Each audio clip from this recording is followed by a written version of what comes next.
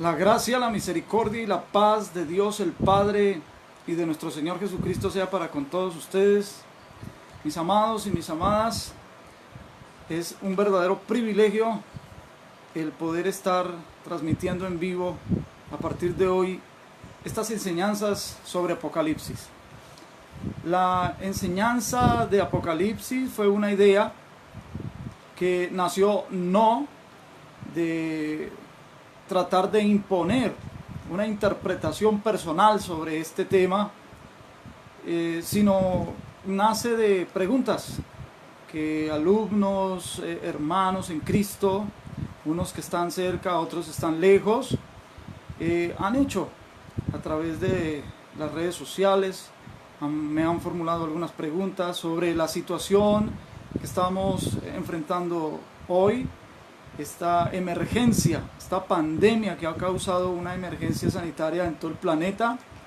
Y la verdad, algunos hermanos están queriendo saber si esto tiene que ver con los anuncios apocalípticos y todas estas cosas, de manera que es nuestro deseo tratar de responder a esas preguntas en todos estos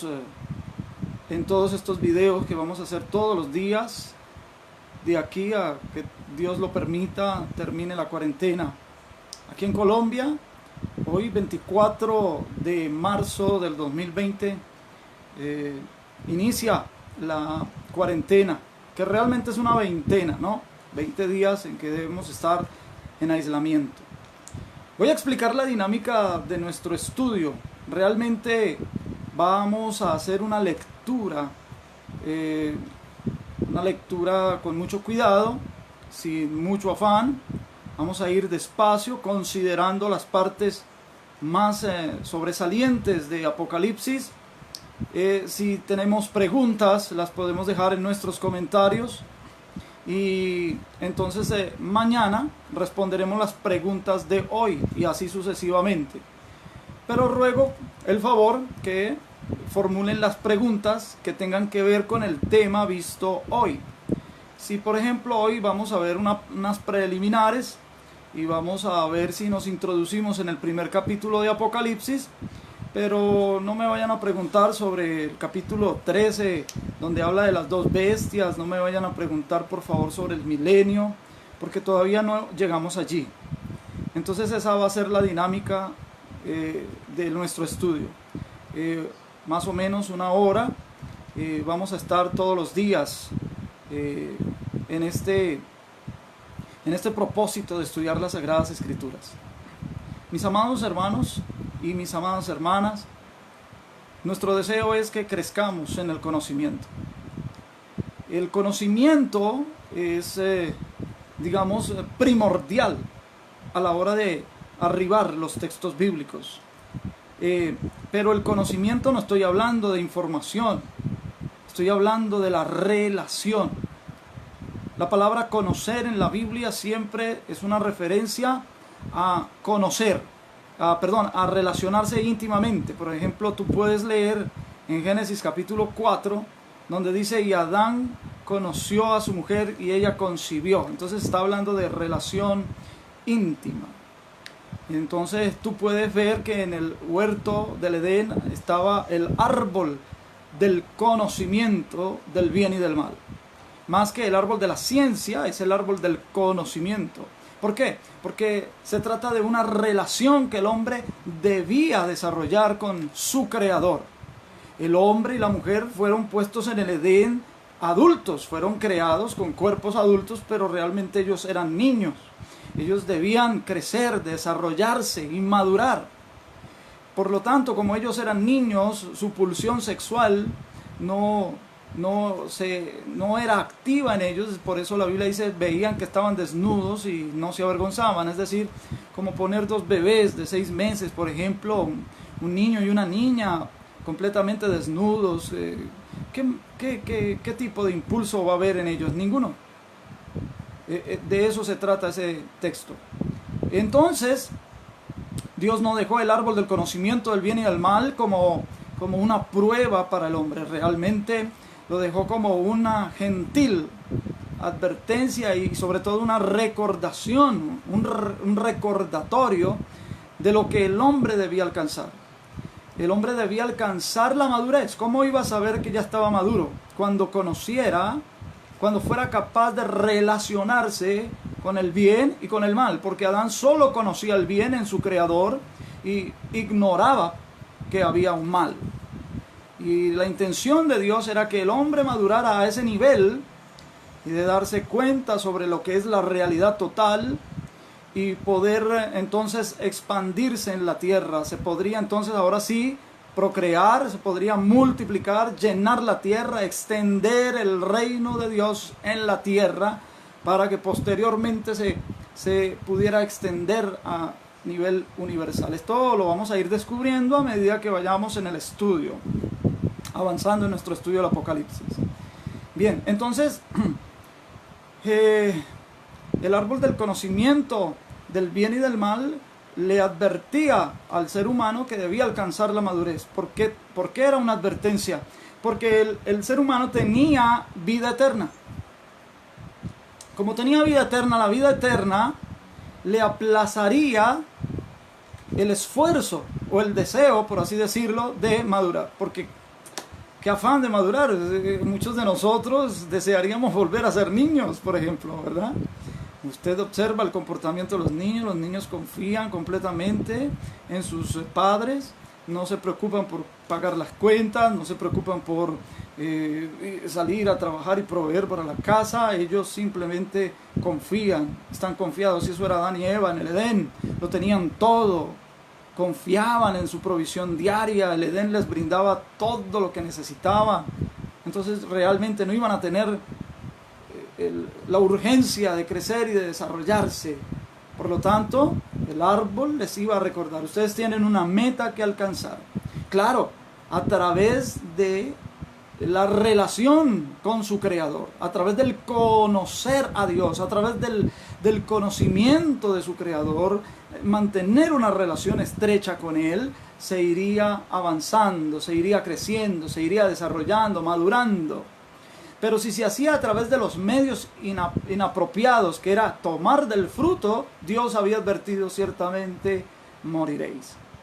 Ya sabemos que fue lo que ocurrió en el Edén.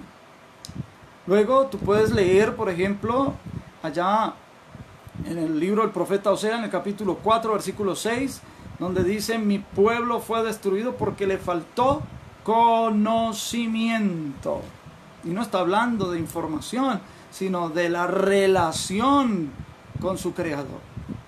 También tú puedes leer en el primer libro de Samuel, en el capítulo 2, cuando habla de los hijos de Elí, el sumo sacerdote, y allá dice que eran hombres impíos, los hijos de Elí, hombres impíos,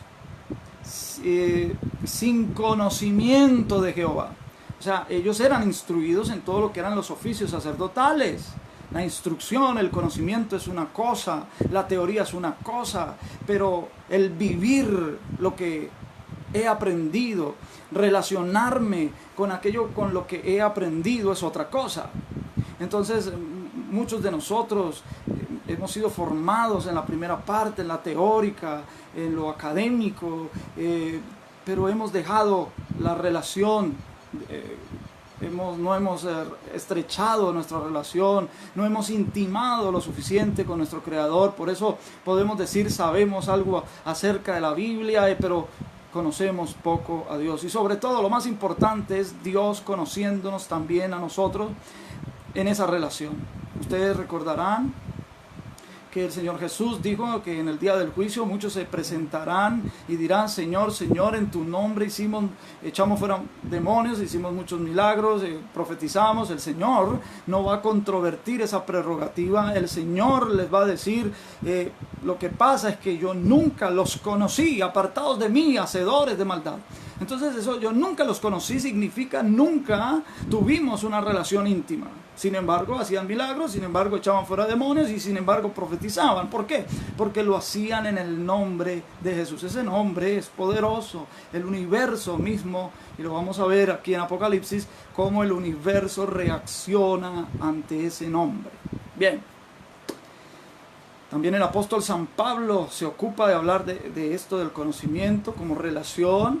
Habla en Efesios, habla en Colosenses, lo habla Timoteo, habla de la epignosis en el griego, la epignosis. Cuando uno estudia los libros que hablan sobre el griego, generalmente presentan una pirámide y empiezan a presentar los prefijos y los sufijos donde pueden ir para tener una idea. Por ejemplo, podemos tener ahí en la pirámide está epi, sobre, y hipo, debajo. Entonces por eso se llama sobre la piel la epidermis y la hipodermis. Por eso hay agujas hipodérmicas, porque es debajo. Por eso el hipopótamo se llama así, porque es un animal que vive bajo el agua. Están los prefijos como kata, ek o ex, están, bueno, hay muchos prefijos, pero quiero decir que el prefijo epi, sobre, se puede traducir o se traduce de hecho en Colosenses como conocimiento pleno conocimiento, estar sobre la pirámide, porque muchas veces tú sabes que la pirámide tiene 4 caras. De repente nosotros vemos una cara de la pirámide y hay hermanos que ven la otra cara de la pirámide, y entonces nosotros criticamos a los de allá porque ellos no ven, ellos no están viendo lo que nosotros estamos viendo, y ellos nos critican a nosotros porque no estamos viendo lo que ellos ven.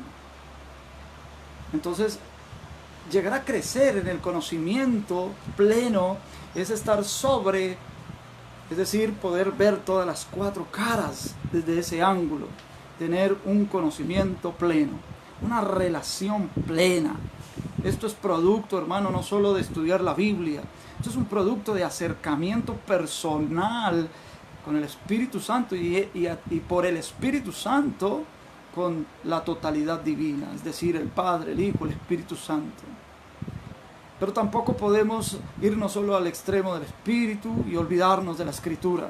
No podemos disociar la Escritura del Espíritu, porque el Espíritu fue el que inspiró la Escritura.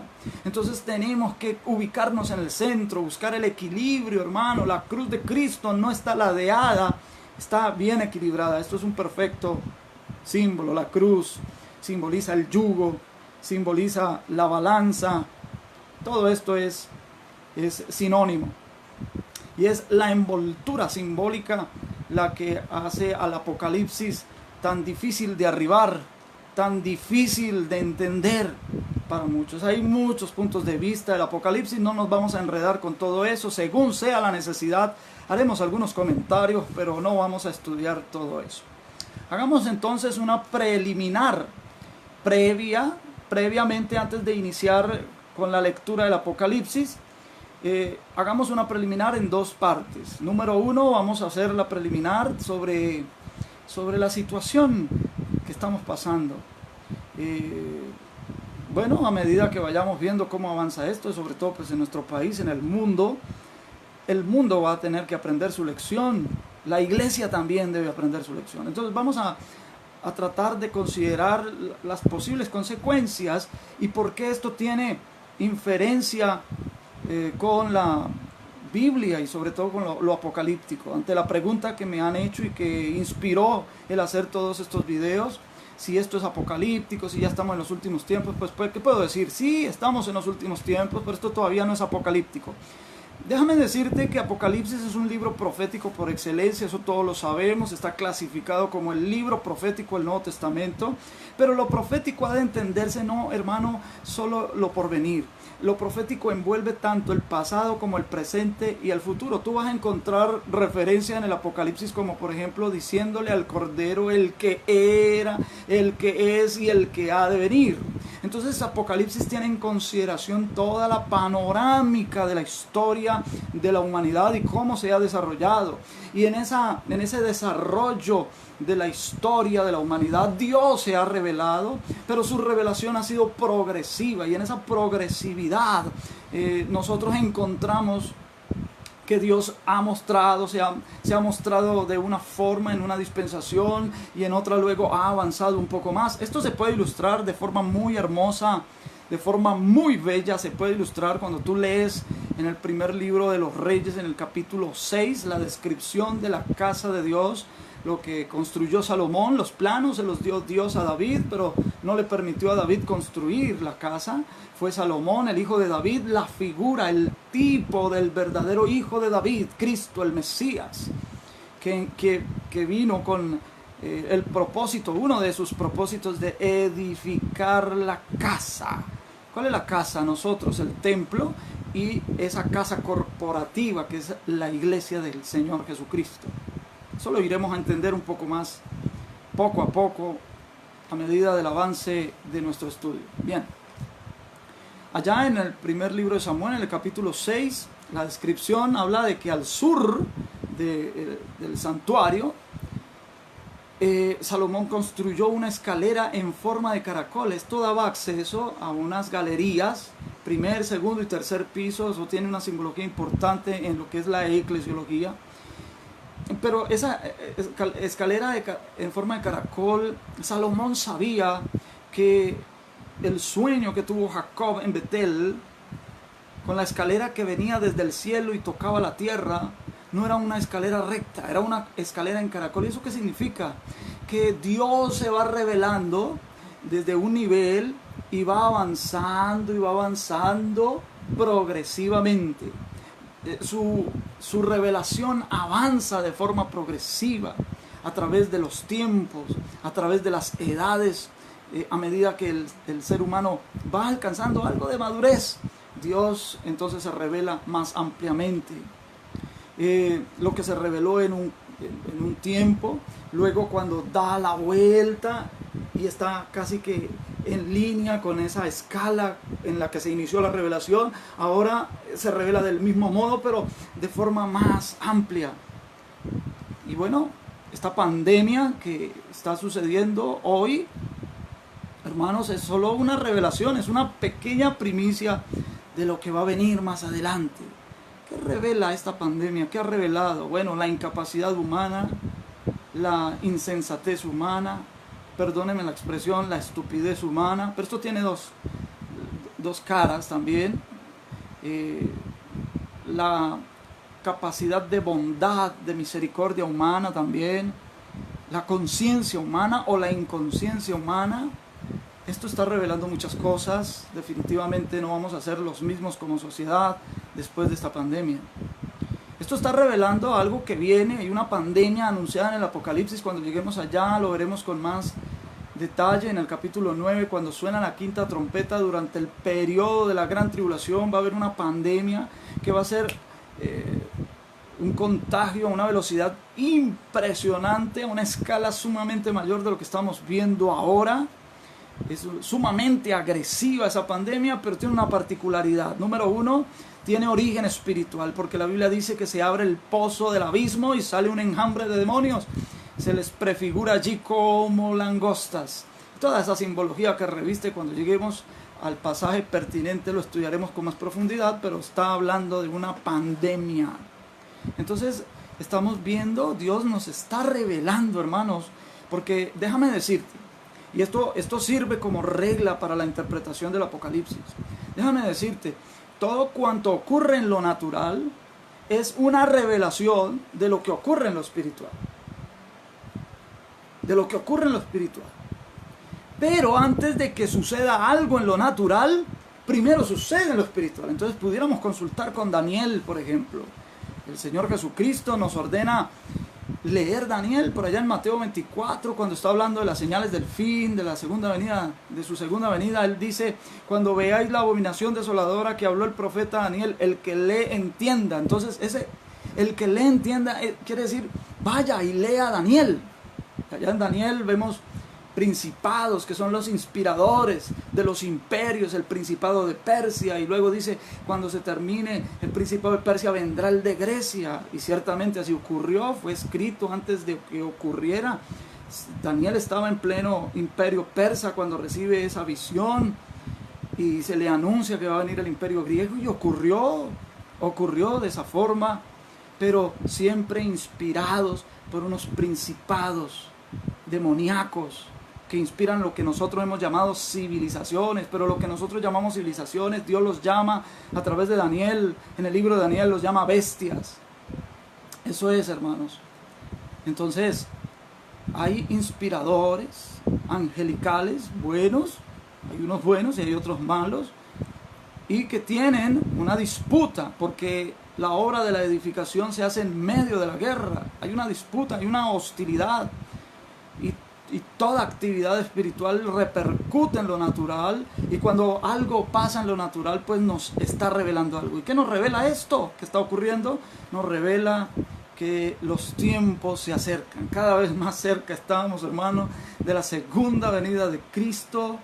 Esto está a la vuelta de la esquina. Ciertamente todavía esto no es cumplimiento de señales que anuncia Apocalipsis, porque las señales y las plagas que anuncia Apocalipsis son en una escala mucho mayor, pero esto sí nos está revelando muchas cosas. Nos revela, por ejemplo, la emergencia sanitaria.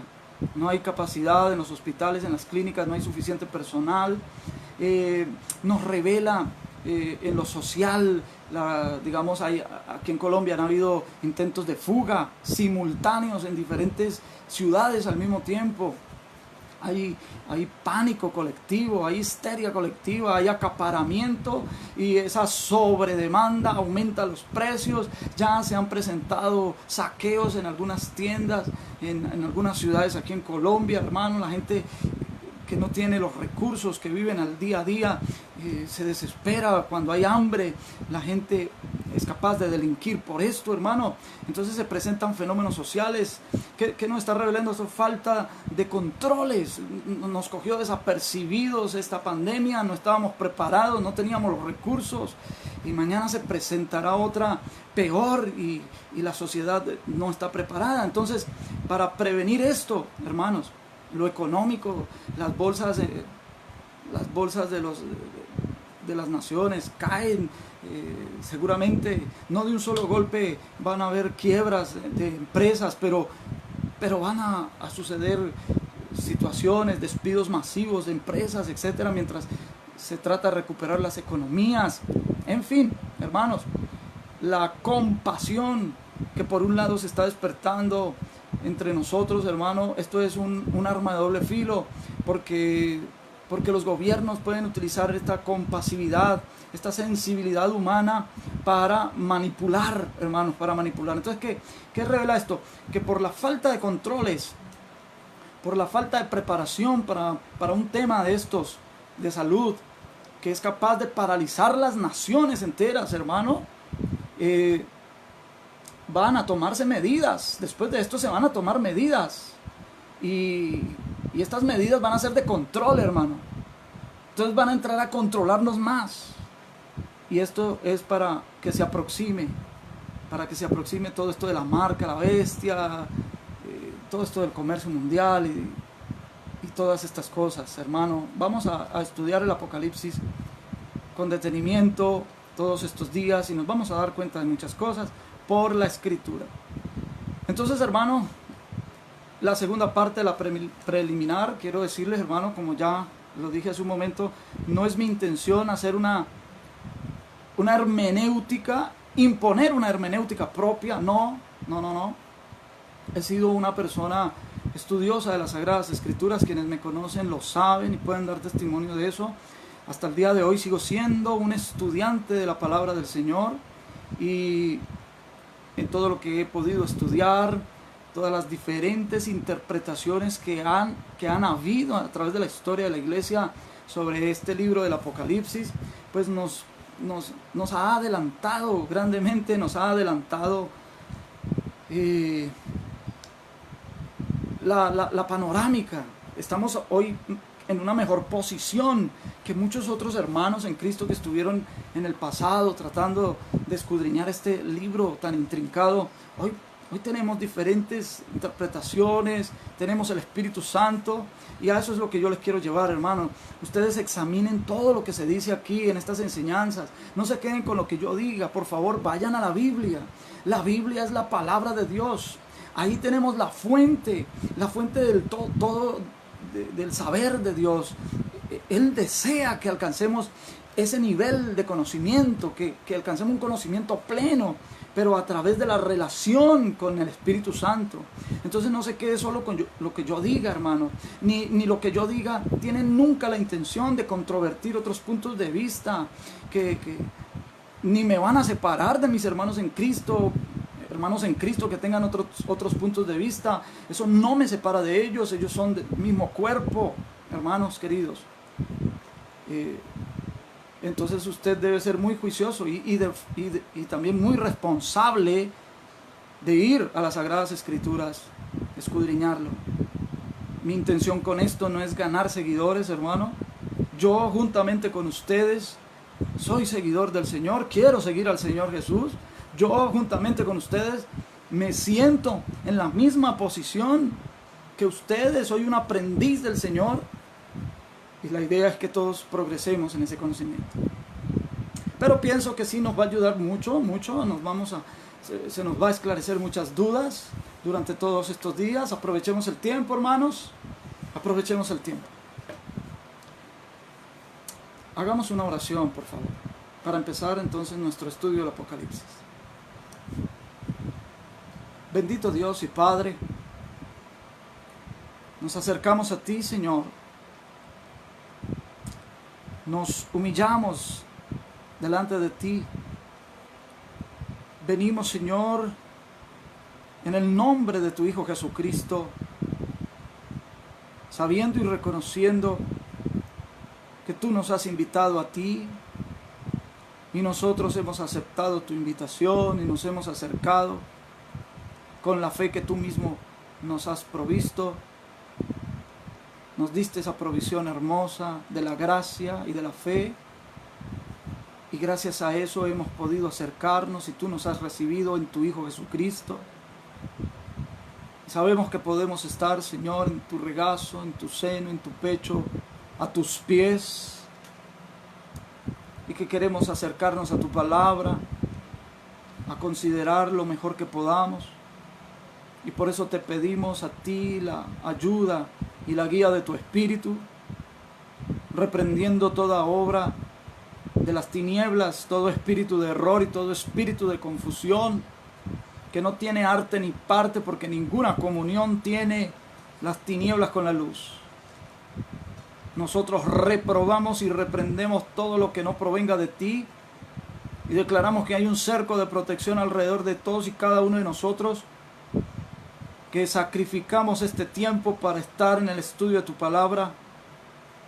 Ayúdanos, Señor. Bendícenos, instrúyenos, exhórtanos, enséñanos, edifícanos, en el nombre de Jesús. Amén y amén.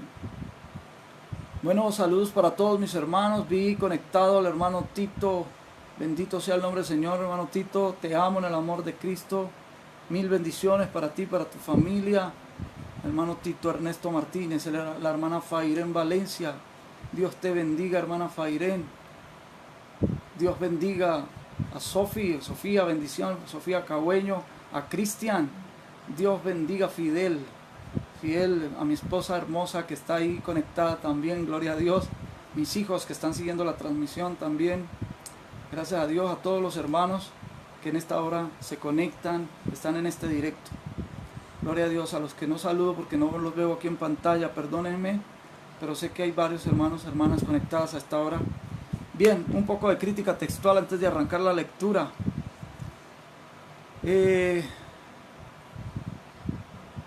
Astrid Rodríguez Ballesteros, Nanis Álvarez Valencia, gloria a Dios, bendiciones, amén, amén, amén.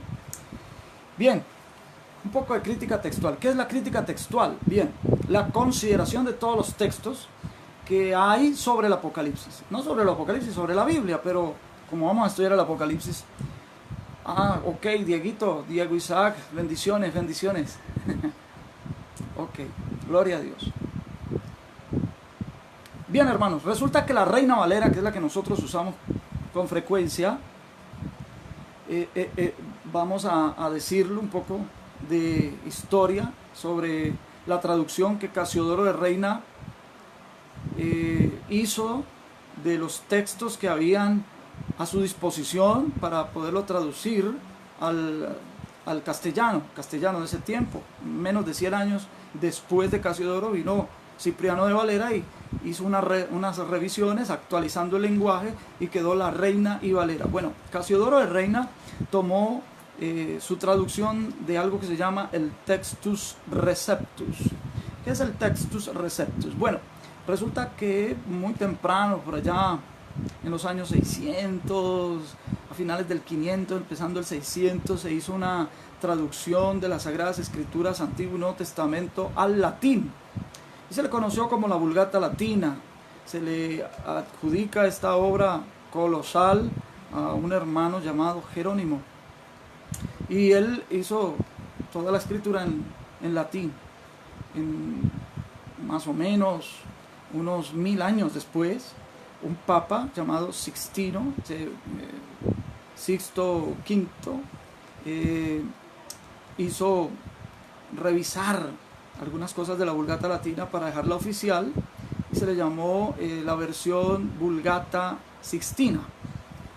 Bien, entonces hubo un hombre llamado Erasmo que hizo de la Vulgata Latina una traducción al griego, y a esa traducción, eso fue más o menos en la Edad Media, y a esa, antes del Renacimiento, Erasmo hace esa traducción del latín al griego, y se le conoce a ese texto de Erasmo como el Receptus, Textus Receptus.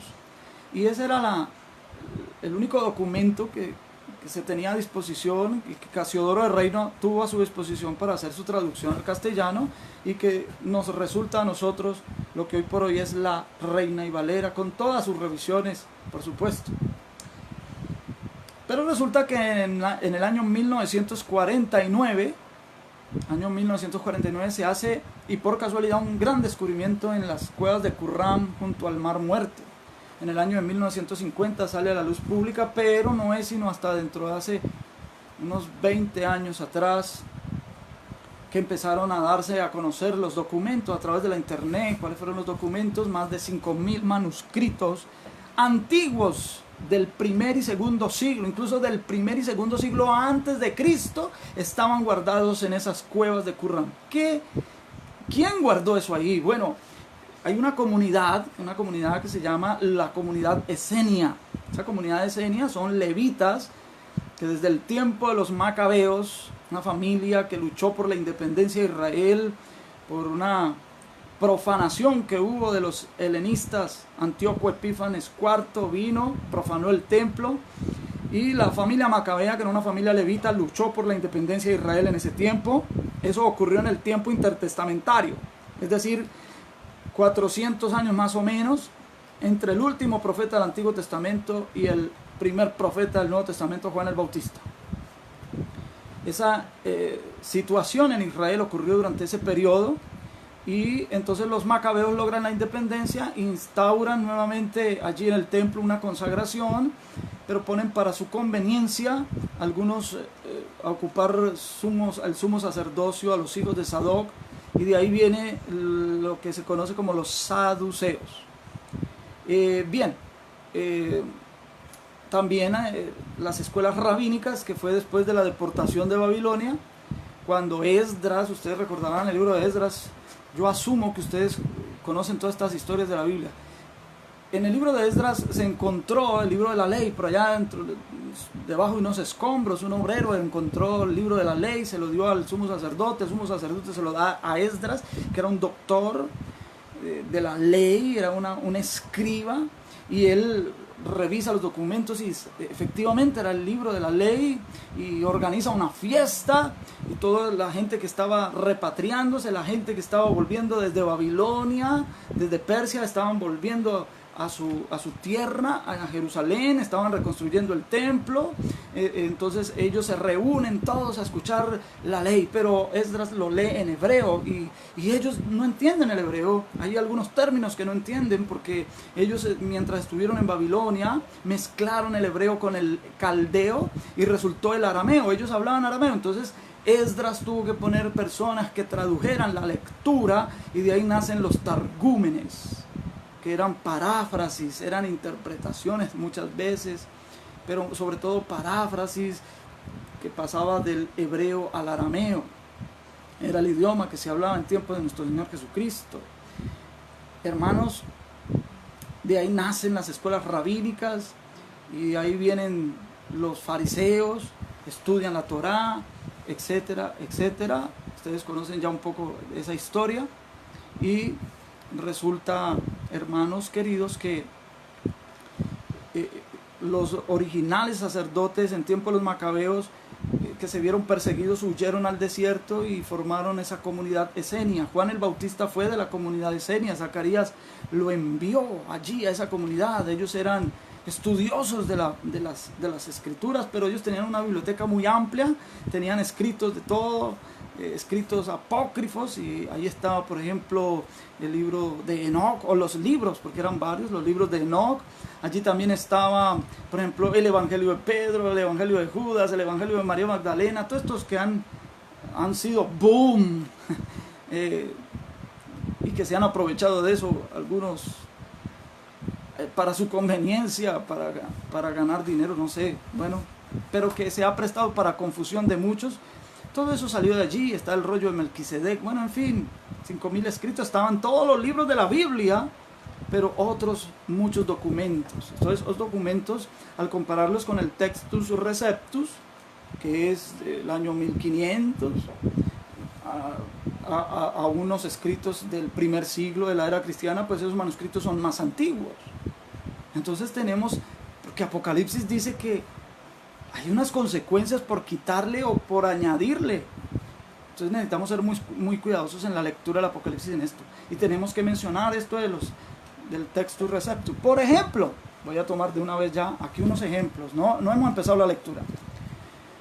Pero por ejemplo, en el capítulo 1, en el versículo 5 de Apocalipsis, dice: y de Jesucristo el testigo fiel, el primogénito de los muertos, el soberano de los reyes de la tierra, al que nos amó y nos lavó. Así aparece, claro, Casiodoro de Reina no tuvo una mala intención, no lo hizo era todo lo que tenía como documento para poder traducir al castellano. Y ahí entonces tradujo lavó. Pero en los manuscritos más antiguos, los que se descubrieron recientemente, ahí no dice lavó. Ahí dice libró, nos libró. ¿Y qué con eso, hermano Carlos? Bueno, porque es más profundo, dice mucho más la palabra libró que la palabra lavó, porque lavar es perdonar, es limpiar. Pero tú puedes lavar algo y lo dejas a la intemperie y lo dejas expuesto. Es muy distinto a que, además de lavar, tú lo libras. Es decir, tú lo guardas, tú te lo reservas, lo libras. Y tenemos que decir aquí un poquito de doctrina. Es que una cosa, hermanos, es nosotros ser librados del pecado, y otra es ser librados de los pecados. Esto tiene que ver con la santificación, y es importante, por eso es importante saber qué dicen los manuscritos más antiguos. Esto es lo que se llama crítica textual. Esto es lo que se llama aparato crítico. Examinar todos los manuscritos que hay de Apocalipsis, los más antiguos y los más recientes, cotejarlos, compararlos y encontrar la razón de ser. ¿Cuáles son las variables en las palabras, el porqué? Esto es el aparato crítico. Y es bueno conocer algo de esto, hermanos, porque esto está hablando de la santificación. ¿Qué es santificación? Poner aparte. Y todos sabemos que hay 3 niveles de la santificación. Está la santificación posicional, está la santificación como proceso, es la santificación plena. La santificación como posición es cuando yo acepto a Cristo, cuando nazco de nuevo, soy ubicado en el cuerpo de Cristo, entonces soy santificado. Está la santificación como proceso, que es lo que yo mismo debo ir muriendo a los deseos de mi carne, irme santificando. Eso es un proceso que durará toda la vida. ¿Y por qué tengo ese proceso? Porque tengo la naturaleza pecaminosa, y a eso es lo que la Biblia llama el pecado, singular. El pecado es la naturaleza pecaminosa, pero los pecados es los pecados que yo cometo, los voluntarios, los personales. Y está el tercer nivel de la santificación, que es plena, que es cuando el Señor Jesucristo venga, nos tome, seremos plenamente santificados. ¿Ve? Entonces, lavar y librar, pues hay una diferencia, y una diferencia importante en cuanto a doctrina. Otro ejemplo, Otro ejemplo, mi hermano, otro ejemplo. En el capítulo 5, versículo 9, dice: y cantaban un nuevo cántico diciendo: digno eres de tomar el libro y de abrir sus sellos, porque tú fuiste inmolado y con tu sangre. Atención, esto es un cántico que lo están cantando los 4 seres vivientes y los 24 ancianos. Todos ellos son seres angelicales. Cuando lleguemos allá lo vamos a ver. Todos ellos son seres angelicales y dicen: digno fuiste inmolado y con tu sangre nos has redimido para Dios de todo linaje, lengua y pueblo y nación. Verso 10, y nos has hecho para nuestro Dios reyes y sacerdotes. Eso no puede decir nos, ellos no se pueden incluir dentro de la redención. Como ángeles ellos no han experimentado la redención. Entonces los manuscritos más antiguos que dicen los, dice los, no dice nos, como si ellos se incluyeran en la experiencia de la redención, sino los. Un saludo para nuestra hermana Diana, nuestra hermana Maritza Carrillo, bendiciones. Gloria a Dios que se unen más hermanos y hermanas a esta hora. Gloria al Señor, gloria al Señor. Entonces aquí tenemos, hermanos queridos, esta crítica textual. Es importante saberlo, pero ¿por qué lo estoy mencionando? Lo estoy mencionando porque resulta, mis amados, que el libro de Apocalipsis tiene 3 partes principales. ¿Cuáles son esas 3 partes principales? Número 1, lo dice el capítulo 1 y el versículo 19, lo voy a leer. Dice: escribe las cosas que has visto, número 1, y las que son, número 2, y las que han de ser después de estas, número 3. Esas son las 3 partes principales. Ese es el bosquejo. Ese bosquejo tiene 3 partes principales. ¿Y qué significa esto? Significa que primero las cosas que has visto son las del capítulo 1. ¿Qué es lo que se ve en el capítulo 1? A Jesús glorificado, al Cristo glorificado, al vencedor, al que tiene las llaves del Hades y de la muerte, el que tiene las llaves de David, el primero, el último, el que se mueve entre los 7 candeleros, el que tiene las 7 estrellas a su diestra. En fin, esa descripción del Cristo glorificado. Primero se habla de la cabeza. Capítulo 2 y capítulo 3 son las cosas que son. Las cosas que son, ¿qué son? La iglesia, la obra de la edificación, la cabeza. Cristo está edificando su cuerpo, se está formando en la iglesia. Por eso vamos a ver en el capítulo 12 a la iglesia como una mujer embarazada. Cristo se está formando en la iglesia. Esas son las cosas que son. Entonces, las cosas que has visto es la cabeza, Cristo, el Cristo glorificado. Las cosas que son es el asunto, el trabajo en el que está Dios ahora, que es la iglesia. Y número 3, las cosas que han de ser después de estas, que es después del capítulo 4 en adelante. Ahí entran los ángeles, ahí entran las naciones, ahí entran los juicios, etcétera, etcétera, etcétera. Entonces, ¿qué nos revela esto, hermano? Que el Apocalipsis fue escrito en un orden temático y no cronológico. Porque la mayoría de los estudiosos del Apocalipsis, los comentaristas bíblicos más acreditados, más famosos, más populares, los de más éxito de ventas, dicen que el Apocalipsis tiene un orden cronológico. Y el orden cronológico no se puede dar. Vamos a dar todas las pruebas bíblicas de esto mañana. Vamos a entrar de una vez a la lectura porque ya se nos va a cumplir la hora de transmisión. Y vamos a entrar en la lectura del Apocalipsis con todas estas cosas en mente, mis amados hermanos.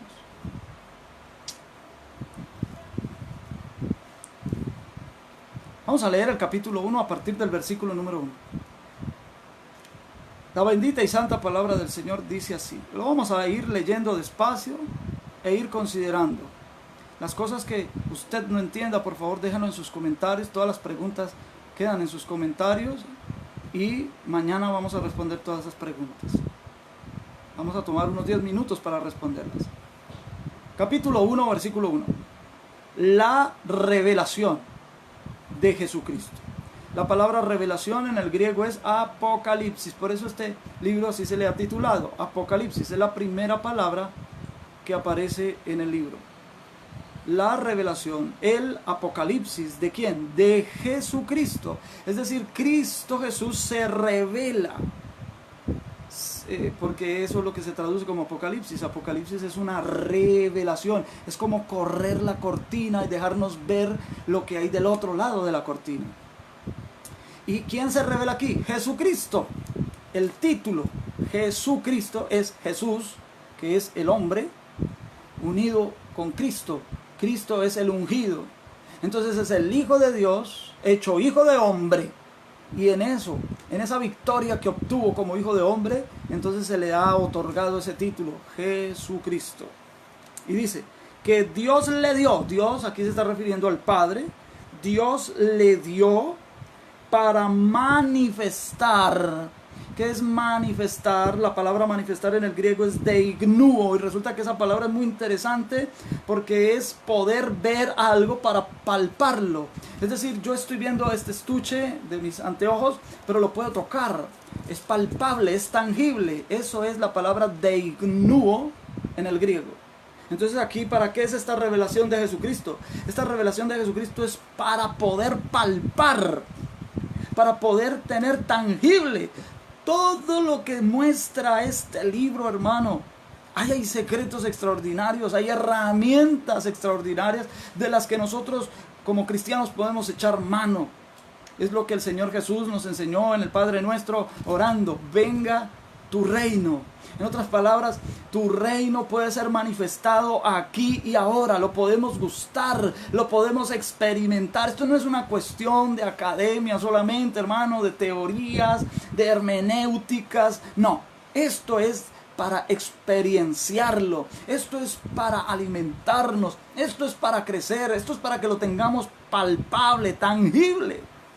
Esto es, hermano, el libro de Apocalipsis es extraordinario. Anuncia muertes, plagas, bestias, marcas de bestias, y eso de pronto nos pone la piel de gallina. No, hermano, no nos fijemos en eso, fijémonos en el trasfondo de eso, en la victoria de Cristo, que es lo que anuncia este libro extraordinario. Para manifestar a sus siervos, esto es, ¿quiénes pueden gustar esto? Sus siervos, los que sirven. Cuando estamos hablando de siervos, no estamos hablando de los que se encumbran con títulos, los apóstoles, los profetas, los evangelistas, los pastores, los maestros. Los siervos son los que sirven, los que se ponen el delantal. Para ellos es que puedan gustar, puedan experienciar, se les pueda manifestar esta revelación. Dice las cosas que deben suceder pronto, y la declaró enviándola por medio de su ángel. Ahora, esa palabra declarar, que hay hermanos que han tenido problemas con esa palabra de declaración, que si se puede o no se puede declarar. Bueno, la palabra griega es semeion, y su significado es señales, y la declaró por medio de señales. Es decir, es una declaración. Es decir, la declaración es decir algo que ya se dijo o algo que ya se hizo. Por lo tanto, aquí hay algo que ya se hizo, que está realizado en lo espiritual y que se va a declarar, que se debe declarar por medio de señales, por medio de signos. La declaró enviándola por medio de su ángel. Para entender esto de su ángel, por medio de su ángel, a su siervo Juan. Juan fue el primero que recibe esa revelación. Para entender esto del ángel, vamos a ir al capítulo 22, un momentico, capítulo 22, versículo 16. Allá están las palabras del Señor Jesús. Lo sé porque en mi Biblia aparecen las palabras del Señor Jesús en rojo. Aquí está. Lo voy a mostrar en rojo.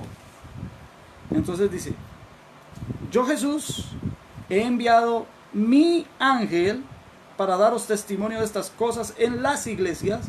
Yo soy la raíz y el linaje de David, la estrella resplandeciente de la mañana. Yo, Jesús, he enviado mi ángel.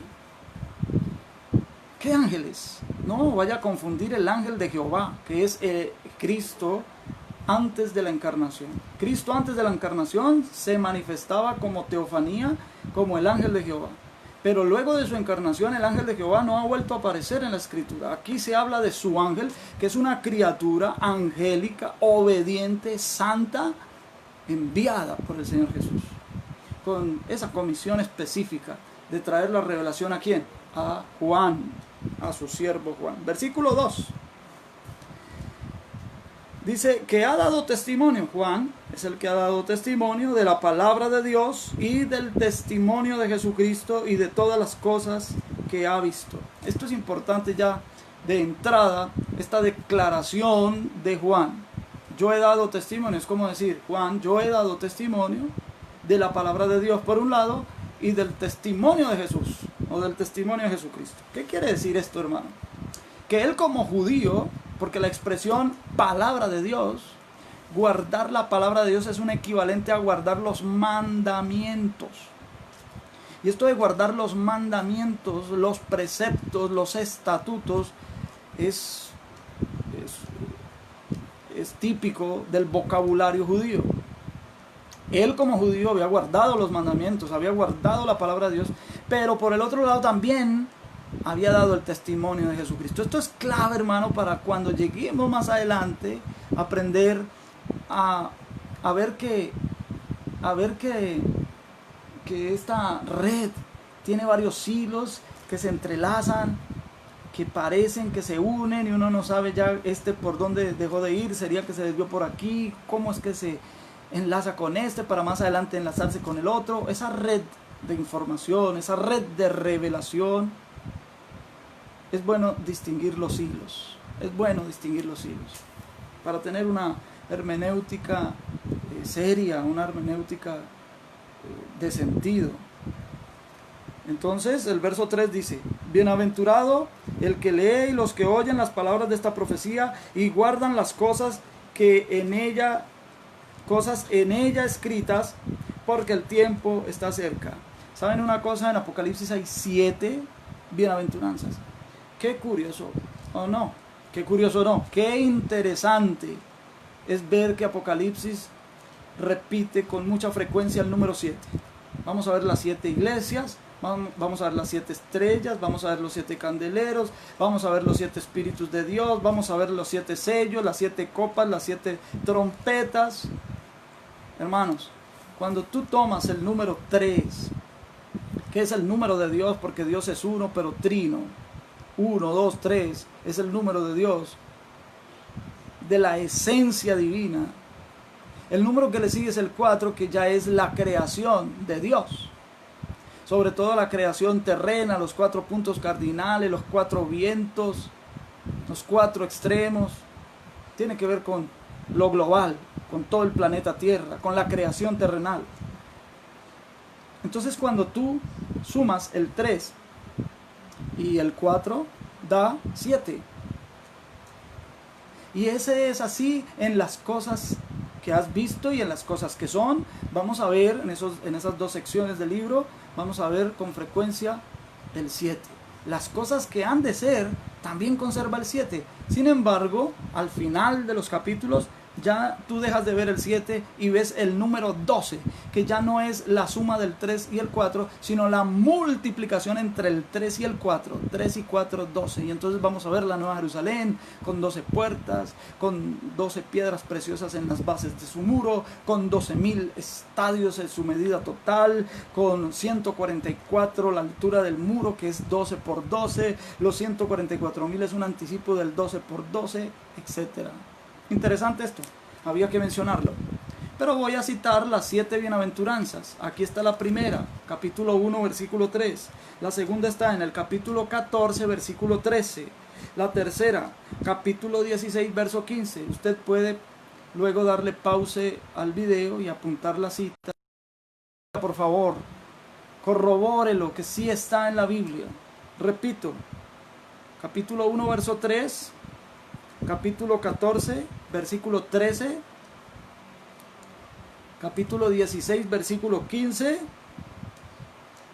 capítulo 19, versículo 9, capítulo 20, versículo 6, capítulo 22, versículo 7 y capítulo 22, versículo 14. Ahí están las 7 bienaventuranzas de Apocalipsis. Versículo 4 del primer capítulo. Juan, a las 7 iglesias que están en Asia, gracia y paz. Ese es el saludo común de toda la iglesia en el Nuevo Testamento. Gen be shalom, se pronuncia en hebreo. Gen be shalom, quiere decir gracia y paz. Dice, gracia y paz a vosotros del que es, el que era y el que ha de venir. ¿Se dan cuenta? Esto no tiene interés solamente de mostrar el futuro. Esto tiene interés de que conozcamos el pasado, seamos conscientes del presente para poder ver con responsabilidad el futuro. Dice, y de los 7 espíritus que están delante de su trono. No vamos a esperar hasta llegar al capítulo 5 porque ahí van a volver a aparecer los 7 espíritus de Dios. Vamos a decirlo de una vez quiénes son esos 7 espíritus de Dios y por qué 7. Solo hay un Espíritu Santo, uno solo. Como también solo hay un Padre y solo hay un Hijo. Y estos 3 son uno y es el único Dios verdadero. Esto de la Trinidad lo vamos a ver más adelante. Vamos a hacer una apreciación y una consideración sobre el tema de la Trinidad. Pero el Espíritu Santo solo es uno. Entonces, ¿por qué aquí habla de 7? Los 7 espíritus de Dios. Ahora usted dirá, ¿está escrito en minúscula? Sí, está escrito en minúscula. ¿Por qué se escriben en minúscula? Porque los 7 espíritus de Dios no se pueden todos con mayúscula cuando es plural, porque es el espíritu con mayúscula multiplicado en su perfección. Él no se multiplica en 8, en 9, en 10, en 4, en 3. Él se multiplica en 7 porque el 7 es el número de lo completo, de lo perfecto, de la obra divina en la creación. Entonces, para poder ver quiénes son esos 7 espíritus, vamos a ir a Isaías en el capítulo 11, versículo 2. Vamos a hacer una lectura un poco allí. A veces vamos a tener que viajar por la Biblia, de vez en cuando.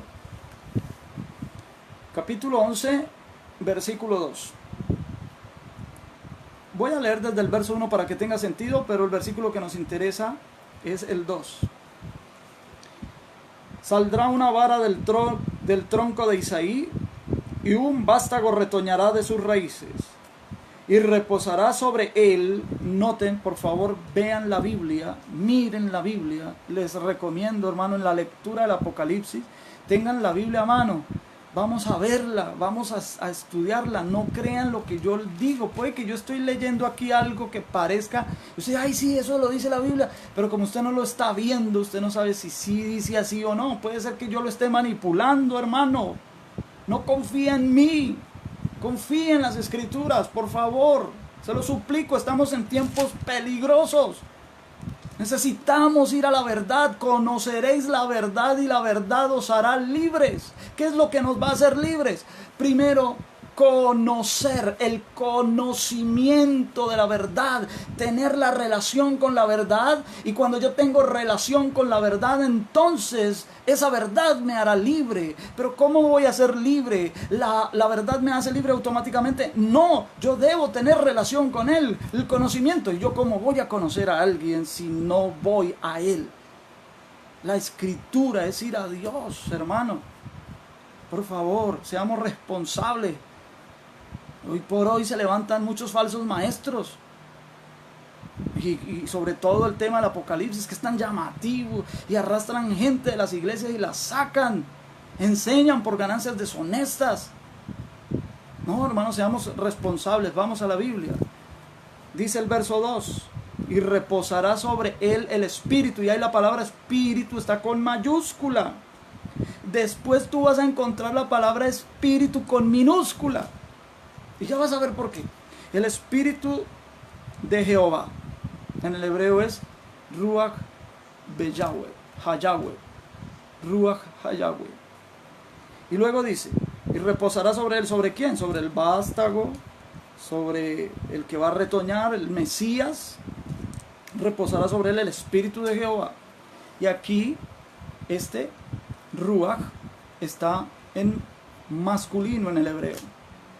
Y luego sigue diciendo, espíritu de sabiduría y de inteligencia. espíritu de consejo y de poder, espíritu de conocimiento y de temor de Jehová. Tú puedes ver ahí que las otras palabras que dicen espíritu están en minúscula, ¿verdad? Porque ya es ese único espíritu que no tiene problema porque es Dios y Él puede pasar de la unidad a la multiplicidad sin ningún problema. No se multiplica por 10, por 3, por 20, por 50. Él se multiplica por 7 porque esta es la obra perfecta, la obra completa cuando tiene que ver con la creación. Se multiplica por 7. Entonces en el hebreo es el Ruach Yahweh, está Ruach Chokmah y el Ruach Binah, Etzah, Geburah, Da'at y Jirah. Y todos esos que pronuncié, excepto el Ruach Yahweh. Ruach Yahweh es masculino, pero los otros son femeninos. Esto se representa, esto se ilustra de forma bella en el candelero de oro. Tú sabes que el candelero de oro tiene una caña central, se desprenden los brazos hacia la derecha y hacia la izquierda y forman 7 brazos. Entonces, por el espíritu de Yahweh ser el único que está en masculino, se pone en la caña central. Luego se rodean los otros 3, que es el mismo espíritu que está haciendo un trabajo, y su trabajo ha de ser completo, ha sido enviado por el Padre, viene de parte del Hijo a glorificar al Hijo, quien a su vez glorifica al Padre en la iglesia. El Espíritu Santo está haciendo ese trabajo. Esos son los 7 espíritus de Dios. Para hacer un estudio de los 7 espíritus de Dios nos llevaría otra cuarentena completa, hermanos. No tenemos tiempo, solo lo estamos mencionando de paso. Volvemos al Apocalipsis. Estamos en el versículo 4 y pasamos al versículo 5. Y de Jesucristo el testigo fiel. Ciertamente Juan ha testificado de Jesucristo, pero el testigo fiel es Jesús. Jesús ha testificado y ha representado fielmente al Padre. Por eso se le llama allí por eso se le llama allí la imagen del Dios invisible. Hermanos, acabo de darme cuenta que se me descargó el celular y voy a conectarlo. Un momento, por favor.